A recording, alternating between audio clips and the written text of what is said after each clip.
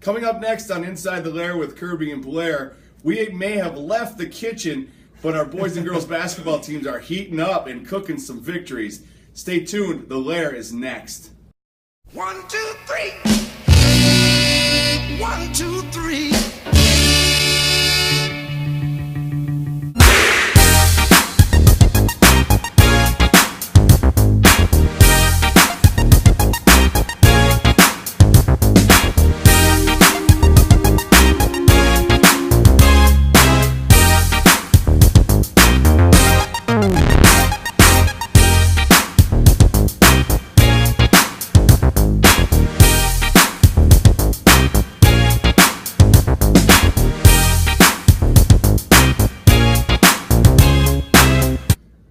Good afternoon, Night Nation. It is February 8th. It's episode 8 of Inside the Lair with Kirby and Blair Season 2. And we got a lot to talk about from the world of sports, locally and nationally. And Kirby, before we start, the Super Bowl, we enjoyed those delicious snacks last week. Excellent. But in the end, your pick of the Patriots winning in one of the greatest Super Bowl games ever. Not only did they win, they covered too. And but not that we had any money on the line. No. But Captain Cool, what an amazing performance. Again, he had help from the other team not running the ball. Get this, it was 28-3, and the Falcons only run it 5 times after that? What does Coach Randy Hawkinson say about running the football during football games? Run the ball. Run the ball. Run the ball. Run the Jake, ball. run the ball. Run the ball, Coach. Okay? And we got to run the ball. And but I will say this. I've never been a Tom Brady fan, but after that game, you have to admit, the greatest quarterback of all time. He's just unbelievable. He just gets the job done. And you can disagree with his politics. You can disagree with his attitude. Deflategate, all that stuff. He just gets the job done. He's a winner, man. He's a winner. So congratulations to the Patriots. And now they have one for the thumb. So be good for them. And we have some success here too. Let's not forget about that. Definitely. We have a girls basketball team heating up that is smoking hot right now. They are on a 5-game winning streak, and last night they kept it to 5 games. They took out Goodhue, the defending state champion, in just a remarkable game. A couple things that made it remarkable. Goodhue is number 2 in the Class A poll. We haven't beaten them for a while. Mara Quam had 4 points at the half, but it was still an 8-point game. Right. So Coach Lurkin, he had to figure out that, okay, our best player, our best scorer, hasn't gotten up going yet. We're only down by 8. We're going to make a run in the second half. Sure enough, they did. Reading Gordy Kosfeld's article this morning, I found out a little more information. Knights were down 3 with a few seconds left in regulation. Quam gets fouled, and as cool as the other side of the pillow, she hits all 3 free throws and then steals the inbounds pass for almost a half-court 3 at the end. But we go to overtime, and of course, Maddie McCulley, the game-winning buzzer-beating layup, she's the hero. And what a great effort. Savannah Blease, 17 points. Mara Quam, after halftime, chipped in 29 points. Unbelievable. A great effort. And since we left the kitchen last week, they've had 2 other games too. Yep. They won Friday 80-52 over Cannon Falls. And then Monday night took care of the Randolph Rockets 83-51. The streak at 5, and that was a huge game last night. Definitely. They're on a winning streak now. They're feeling good. They've only got 4 games left. But there's a couple of performances that we need to mention. Savannah Blease scored a career high, 30 points against Randolph. Mara Quam also, she chipped in 28 that night, and she continues to get closer to that all-time scoring record. And I believe she's going to get it soon. Yep. Savannah Blease also closing in on 1,000 points herself. And Maddie McCulley again, the hero last night. I feel so good for them. And as I tweeted out, ice in her veins, cold-blooded. And speaking of Maddie, you had the opportunity to talk to her and see what she had to say about last night's big win. Hey, I'm here with Maddie McCulley, the hero from last night's big overtime win versus the Goodhue Wildcats. Maddie, take us through the game-winning shot. All right, well, we were tied, and Mara was getting double-teamed, and Megan was out on the left wing, and it looked like she was going to have to shoot the last point, and there was like 1 second left. And so the girl who was guarding me went out to double-team Megan, and that left me wide open under the basket. So Megan lobbed it to me, and I turned around, and I was wide open. So I power dribbled, and then I went up, and as it went to the basket, the buzzer went off. Oh man, great feeling! Congratulations, the hero from last night's game, Maddie McCauley. All right, and our thanks to her. It's great to hear from the players to really get a feel of what was going on during the game. So good luck to the Knights the rest of the way, the Lady Knights. No rest for them. Tomorrow night they head to Byron. This is a makeup game. Yep. And then Friday they go to ZM, a little cougar hunting for them. And those are both very winnable games. Byron, they've got some size in the post. I'm not sure of her name, but she's about as tall as me. Yeah. 6'4". She's a big girl. And she's just dominant in the post. If they can stop her, or slow her down, I should say, they're going to have a chance. And then ZM, an improved team, they're going to have another chance to pull out a victory on Friday night. Keep it rolling. Big one coming up here at the end of the regular season. They have Hayfield.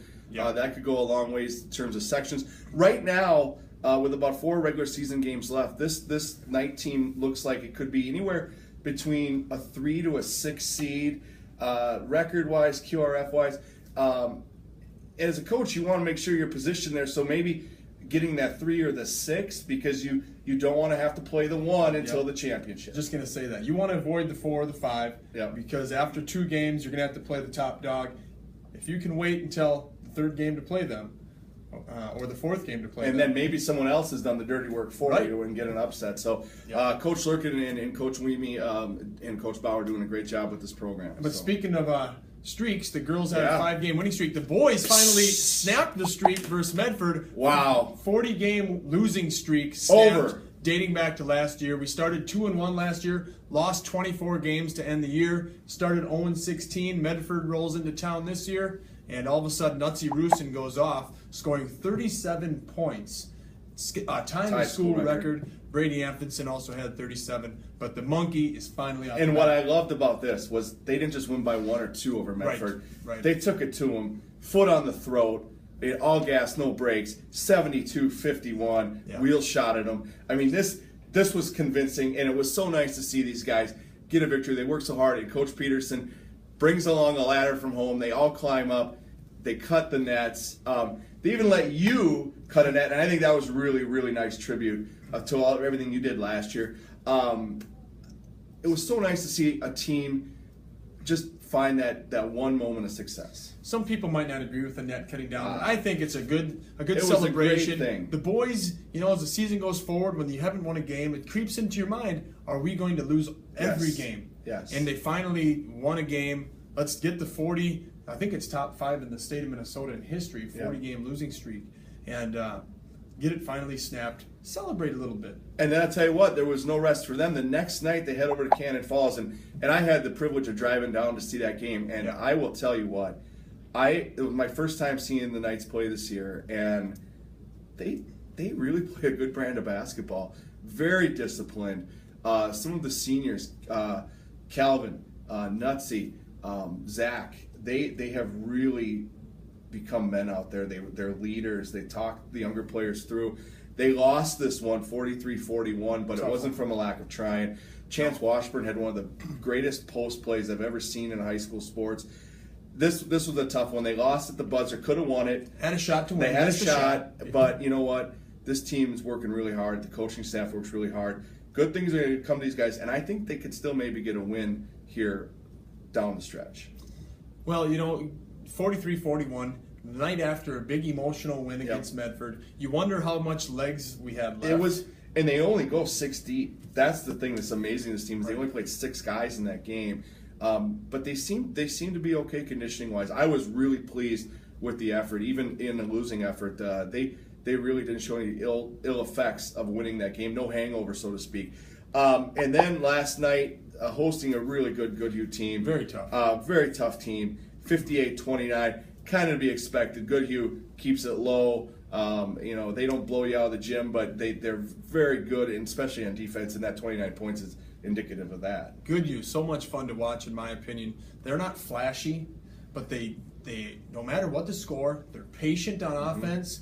They did not take a bad shot all night. Even when they were open, they knew that we can get a better shot than this. Right. We can always get a pull-up 3 whenever we want, but they work it around, wait until you don't have position in the post. Feed it into McNamara, who scored his 1,000-point against us. That's too bad it happened against us. But good you, I love watching them. And they took it to our Knights last night. But the Knights, they will have a chance to rebound as the Cougars from Zerona Mazeppa come to town on Friday night, I believe. And it's interesting you say that because I was looking at my time hop today. And a year ago today, we were at ZM. Don't remind me. And Don't we remind me. lost by a hair.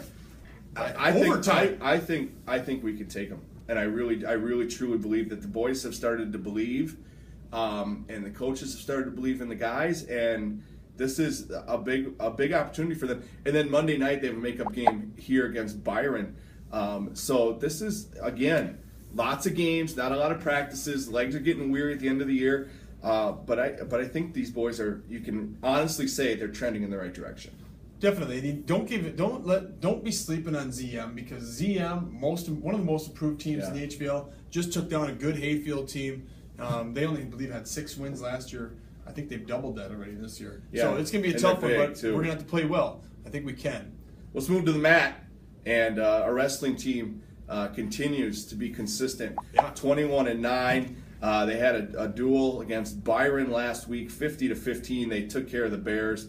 Not much of a contest there. Then they headed up to Cannon Falls, and they did well in that Cannon Falls invite. They lost to Hastings, but Hastings is a 3A Bigger school. We're a 1A school. Nothing wrong with that. And there is nothing wrong with that. But I think it's also good for the Knights to take on that competition, those with the deep talent pools. This is a team getting primed for the sectionals, and tomorrow night is the last duel of the year at home here against Triton. Should be a nice victory to send out these seniors, but then the sectional start for team and individual next week. Next week already. I can't believe it. I hope they have a special senior night tomorrow night. I hope everybody can get out there at 7 o'clock. Yep. Give those seniors, they have had a great run. And some people take a look at our record, 21-9, and they think, God, 9 losses? No. Are they still Don't the same look at that record. No. The losses have come against stiff competition. Yeah. And the Knights, they're ready for whoever wants to strap it up against them. And good luck Triton tomorrow night. Yeah, and me being a South St. Paul guy, I remember the South St. Paul girls hockey team, Dave Palmquist, the legendary coach, he would schedule all these AA schools, top teams, Eden Prairie, Hill Murray, all these schools, and they'd lose in the regular season. It was like, well, you're 20-7, you're not really that good. Right. And they'd go win state. Why? Because they played really good competition. Coach Ryan has done that this year. To be the best, you got to play the best. So I think they're going to be ready. Throw that record out. And speaking of seniors, I had a chance to run into Dylan Craig and had a little interview with him. All right, let's see what he has to say. We're here with Dylan Craig, senior wrestler for the KW team. And Dylan, coming off a championship last year, high expectations again this year. And you're a senior leader now. What's it mean to you to be a senior leader on this wrestling team that has such a great history? Yeah, it means a lot. Just having the feeling of the younger kids looking upon us and looking at what we've done in the past, it just kind of gives me motivation and hopefully gives those guys a bit of motivation to strive for greatness too. The younger guys are always looking at the older guys to see how they react to a win, how they react in practice, how they react to it in a loss. So, senior night's coming tomorrow. What's the biggest thing you can take away from being a part of the wrestling program? I don't know, it's just wrestling teaches you so much about life, and I don't know, it's just a lot of life lessons that you learn in wrestling, and it's just something that I'll take with me forever. All right. Dylan Craig, senior night tomorrow. Thanks, Dylan. Always good to hear from Dylan. Nice to talk to a couple of our athletes here in Knight Nation. A lot of great stuff going on here. The middle school had a great concert last night. We got the high school play coming up next. The next show or two, we'll talk to Director Hawk about it. You know what next week is? You know what next week is?